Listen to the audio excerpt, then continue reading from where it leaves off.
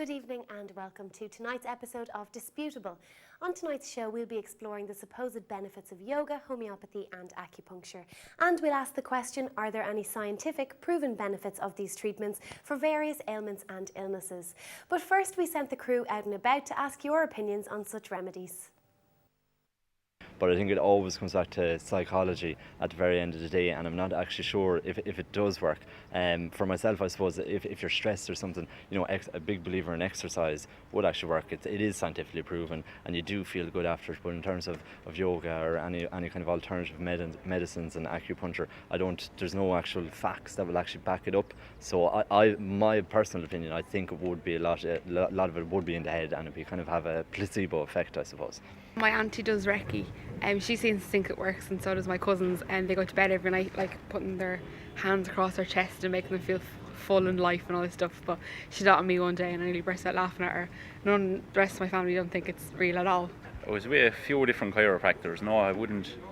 I think it's just down to time is a lot of it healing, and that's it. Might work for some people, but I didn't find it anyway. From the background that I'm in, I study pharmacology, and I just don't see any benefits to it at all. Just the likes of homeopathy, the concentrations that it doesn't actually have any medicinal value whatsoever. My mum tried it for her back pain and she said it was very beneficial, and then my aunt went and tried it as well and they just said that it was great. Well, some very interesting views there. Well, our first topic tonight is yoga. Now, I've tried yoga myself before and personally found it to be a very positive experience overall. But let's find out a bit more about yoga by taking a look at a class in action. Can the practice of yoga have long-term health benefits? Possibly. But first, you need to ask, what is yoga? Is it a science, and can it be properly studied?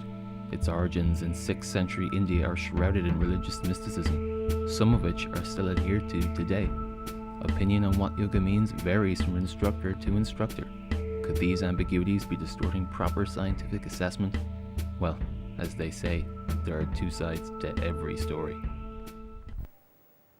With me now is Aoife Veraku, a yoga instructor from Bray, County Wicklow. Aoife, you're very welcome to the show.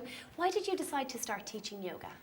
Well, I've been practicing yoga for a good 6 or 7 years, I think, before I started training to teach it. And I just found it really profoundly beneficial in my life, in my approach to life, and I wanted to share it with other people. Fantastic. Well, science is, of course, all about checking your facts.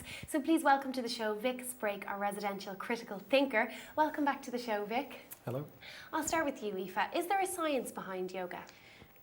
So in recent years, there's been a lot of scientific studies done into yoga, which is coming up with really interesting evidence about the different benefits that it can have, comparing it with other forms of exercise and also seeing benefits that it has above other forms of exercise, especially in stress-related diseases, heart diseases, things like depression. We're seeing a lot of benefits for that. Yeah, great. And what's your opinion on this, Vic? Well, yoga is a form of exercise, and there is plenty of evidence that exercise is good for you. So whether it's yoga, running, cycling or swimming, exercise is good for you. The side of yoga where it goes a little bit off the rails is the belief in chakras, or some kind of energy flow through the body and blocked chakras, etc. That's where there's no evidence to support the claims. Right. So Aoife, can you tell us a bit more about the relationship between yoga and spirituality? Is spirituality a very important component? For me personally, yes, but it would depend on how you define spirituality then. There can be a confusion between spirituality and religion, for example. I don't think that everybody who comes to yoga needs to look at it as a spiritual practice, but it is important maybe to recognize that the roots of yoga are in view of kind of attaining some sort of spiritual experience. Yeah. Right. And Vic, how do you feel? What do you think about the spiritual aspect? Well, there's certainly a trend to use the word spiritual in place of the words religious. We're conscious beings, so we have an individual consciousness. Now, whether behind us there's a collective consciousness, that's where the claim is, again, unsubstantiated. Right. Aoife, yoga does seem to have a very broad definition among yoga instructors. How can you know if a discipline is going to be beneficial or not? Well, that's true. There are loads of different types of yoga now. A lot of them, most of them would have their roots in the traditional types of yoga that have been practiced for thousands of years, and they are more specializing in and focusing on different aspects of that practice. I think it's really important to research the type of yoga that you're looking for and that suits you, whether you want something more vigorous and energetic or whether you're looking at something more relaxing, for example, or more meditative. So it's good to know the type of yoga you're looking for and also the teacher, to try different teachers. You know, different teachers would have different approaches as well. Right, but there's something for everyone. Vic, how do you feel about all these varying practices and disciplines? Well, it's interesting the way it's fragmented into different styles. I think it's where a claim comes up that this particular pose will be beneficial for your liver, will cleanse your liver, for example. People that practice yoga would tend to have a fairly healthy lifestyle. They probably eat well, unlikely to smoke, and probably don't drink excessively. So to make a fairly exceptional claim that this particular pose is good for your liver would require some fairly extraordinary evidence, and that evidence isn't there. Right. And Aoife, what are the long-term benefits of yoga? Well, I think that we're seeing more and more evidence for them. In my students, many people report reduced stress, better dealing with everyday challenges, better sleep, better than just posture and flexibility and strength. There's also the meditative aspects and the breath work of yoga, which go a little bit deeper maybe than other forms of exercise. And I think that it is a long-term practice. I don't think everybody that comes to yoga is healthy before they start, but it definitely encourages a healthier way of life. Great. Do you think some of these benefits that Aoife has mentioned can be achieved through any form of exercise, Vic? Well, exercise is good for you mentally and physically. There's plenty of evidence for that. If yoga works for you, great. If swimming or cycling works for you, great. Well, why, Vic, do you think yoga is still so popular and people still practice it today? Well, it's a lifestyle choice, and I think we do have more time available to pursue these lifestyle choices. We don't all work down the mines anymore. And I think there's also a fascination with Eastern mysticism, and yoga ticks the box on that one. Yeah? What's your opinion on this, Aoife?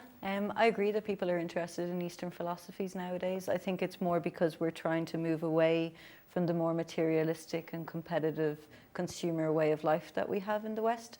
I also think because it works and people are talking about it, people are hearing about it, they're seeing their friends benefiting from it and they want to try it.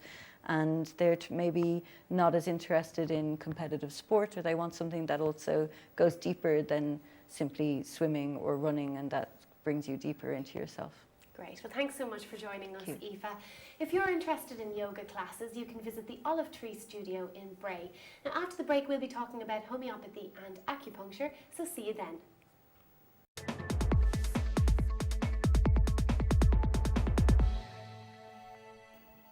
Welcome back to Disputable.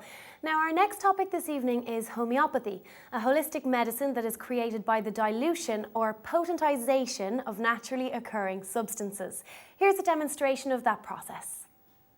So in a typical homeopathic solution, a substance is dissolved in water, and then 1 milliliter of that solution is transferred into 99 milliliters of water, making it an even 100.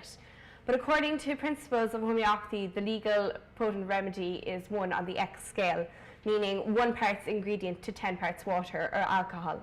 1 milliliter is taken from the first container, transported to the next, then shaken or assessed. And then 1 milliliter is taken from that container, and so on. The most common homeopathic remedies go through this process 60 more times, which is claimed to increase potency. However, this clashes with conventional scientific thinking. But is what science says always the best for your health? So joining me now is Sandy Hudson, a registered homeopath from Dunleary. Sandra, you're very welcome to the show. Thank you. Tell me first of all, how did you first become interested in homeopathy? Well, when my eldest daughter was 1 year old, she had a series of very bad chest and ear infections, which didn't respond to antibiotics. So eventually somebody gave me a homeopathic remedy to give her, and we never looked back. She recovered, and I've used homeopathy for my own family ever since, and I practice as a homeopath. So it's almost as if out of desperation you had to find the Holy Grail, and you did. I did. I am also joined by our second critical thinker for this evening, Vic Sprake from Cork Skeptics Society. Vic, I'll start with the big question. Is homeopathic medicine effective in treating illnesses? And whenever it's subject to a rigorous scientific trial, the same answer always comes back. It's as effective as a placebo, so it's the placebo effect. Okay, and would you agree, Sandy, is this just the placebo effect? Well, the placebo effect is there in any form of medicine to some extent. But we treat babies very successfully, we treat animals. When I was in Africa, we were treating people with AIDS very successfully, and they were getting better in themselves, but also their CD4 counts were coming up. So if it was placebo effect, it was affecting them on the actual blood level. Right. And those people, you could maybe give 2 or 3 remedies that didn't work.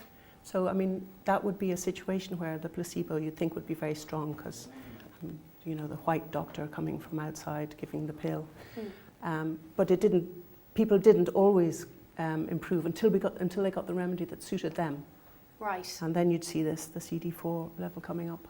Okay, well that pretty much disputes the placebo effect quite well. Vic, do you think there is any real solid research in favour of homeopathy? Well, it's been looked at about every 10 years or so. There's a trawl through the homeopathic research papers. And most of them are very anecdotal or it's very poor research. And when you crystallise down to the few that have been rigorously done, you get the same answer. It's the placebo effect and nothing more. I doubt you agree with that, Sandy. Yeah, well, that's not quite true because there is a lot of research into homeopathy, but it doesn't get out there. There isn't funding to research homeopaths, and homeopaths are practitioners there, working, giving the best medicine that they can, that they know is going to work for their patient. But they don't have. We need science to explain how it's working, and it's a very exciting time to be a homeopath, because scientists such as Carla Quaresmo and Nobel Prize winner Luc Montagnier are now researching the dilution of homeopathy, and they're finding that even very dilute substances do have an effect on in vitro on cancer cells. Right. This is one particular experiment that's been. So tell me, what is the purpose of diluting these substances? Well, initially the substances we use, because homeopathy is based on the idea that like might cure like. So we need to use a substance that can cause a symptom in order to cure it. So basically we need to use poisonous substances that can cause illness, cause burning pains or cause inflammation in order to stimulate the body to heal itself. Because those those substances are poisonous, they needed to be diluted. Right. So there are no side effects. Okay. So Hahnemann, who made this idea that like cures like into a method of medicine 200 years ago, found that the more that he diluted it, as well as having less and less side effects, it actually had a stronger effect on the person. Right. So Vic, I would think diluting a substance to increase its effectiveness is probably counterintuitive when it comes to scientific research. What's your opinion? Well, it is clearly. And when these ideas originated, this was the early 1800s, before germ theory as we have now. So we know about bacteria and we know about viruses. And before molecular theory, where we know how many atoms of a substance are actually in a glass of water, for example. So the origins of it have really been superseded by scientific discoveries and largely left behind. So there is no basis by which you can dilute a substance and make it more potent. Right. One of the principles of homeopathy is that a different remedy can cure the same ailment and that it varies from person to person. Can you tell me a bit more about that and how that works? Well, illness affects different people very differently. Even just on the level of pain, people experience pain very differently. So 2 people with rheumatoid arthritis will describe their pain differently. One will say they have burning pain and one might have stinging pain. And those 2 people need a different remedy for their arthritis. Emotionally, it affects people differently as well. One person will feel very needy and miserable and wanting comfort and wanting reassurance when they're ill. And another person will be saying, go away, I'm in pain, leave me alone. Right. And those two people, but you can see they're very different people, so they need... Yeah, so it's about treating the person Yes. rather than the Yeah, ailment. yeah. Okay, brilliant. I'd like to thank Sandy for being on the show with us today. If you're looking for a homeopathic remedy in the Dunleary area, her practice is located at number 8, Lower George's Street. Now let's take a look at our final topic for this evening, acupuncture. Hi, my name is Anna and I have had problems with my back for 20 years. I have tried many treatments like massage and reflexology, but it didn't work for me. I was in pain and I'm still in pain, so I'd like to try acupuncture and I hope that will help me. My name is Mark Kingan. I'm practicing acupuncture now 25 years. How does it work? Well, it works by inserting very fine needles into the body to access the energy pathways of the body, so like the electrics of the body. I'm just after my first session of acupuncture and I feel a big difference, and I would recommend this treatment to everyone who wants to get rid of back pain. We are now joined by Cyril Bonard, an acupuncturist from Equilibre Acupuncture Dublin. So you're very welcome to the show, Cyril. Tell us first of all, how did you get involved with acupuncture? Thank you, Megan. I studied acupuncture at Salford University in England. Right, and what is the scientific research behind the practice of acupuncture? Okay, so there is a lot of scientific evidence that shows that acupuncture is effective. For example, back pain. Now, the Cochrane Foundation, which is the excellence of research, has stated that acupuncture is very effective for back pain. And for example, now in the UK, they are actually recommending acupuncture as a first-line treatment for back pain. Right, so would you have any reservations, Vic? Well, there's two pillars to science. One is the theory, and the theory behind acupuncture is that there is a chi or energy in the body flowing along meridians, and there's no evidence that these energy lines actually exist. With all our medical research and CT scans, x-rays, etc., there's no sign that it's there at all. And the other side is the evidence, and I take issue with the reference to the Cochrane report, because the Cochrane collaboration have not said that acupuncture is effective. There is a plethora of very low-grade research on acupuncture out there, but the higher the pedigree of the research, the more the answer comes back that it is a placebo effect and nothing more. Right, so I presume, Vic, you feel there are alternatives that are more based in conventional science? Well, if I have a headache, I would take an aspirin. Works for me. €1 for a pack of 40, great. If I had back pain, I would see a physiotherapist.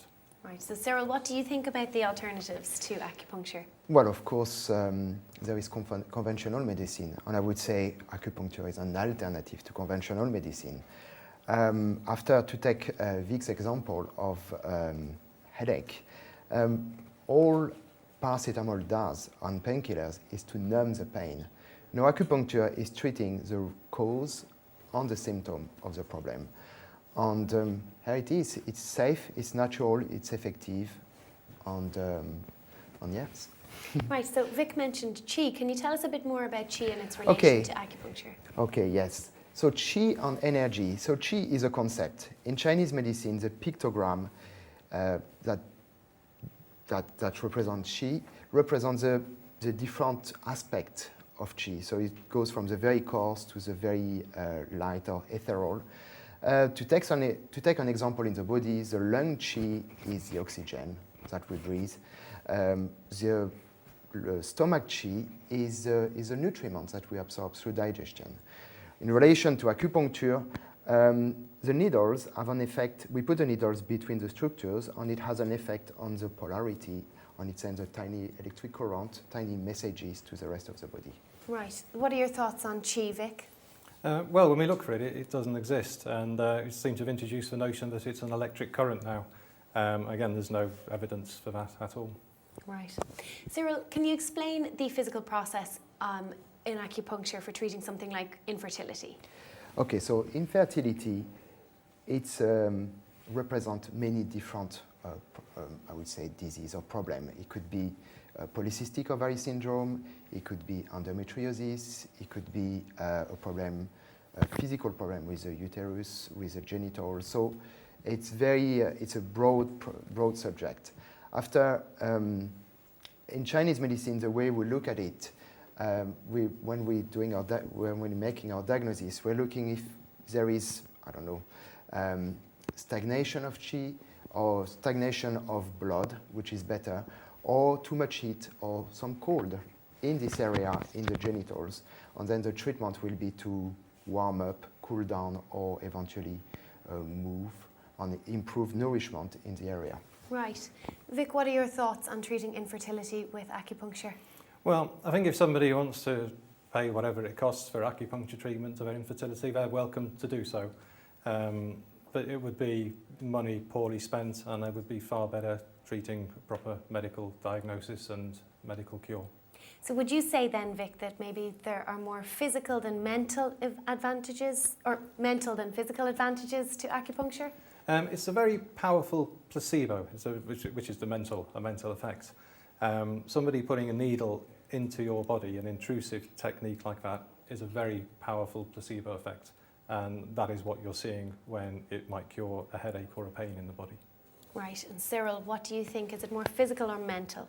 Well, what I think is that whether acupuncture is a placebo or not, it doesn't matter because it works. After physical or mental, well, we have psychosomatic disorders, and that's when the mental can affect the physique, and vice versa. And in acupuncture, we don't separate the two, we treat the two. Right. Okay, brilliant. Well, thank you so much for joining us today, Cyril. There is indeed dispute surrounding these treatments, but whether you do choose yoga, homeopathy or acupuncture to alleviate any stress or ill health you may have, of course, the choice is up to you. Now, I'd like to thank all of our participants for coming in this evening. It certainly has been very interesting, I'm sure you'll agree. Join myself and Vic next week, where we will be joined by experts in the fields of Reiki healing, antidepressants and herbal remedies for detox purposes. But for now, see you next time.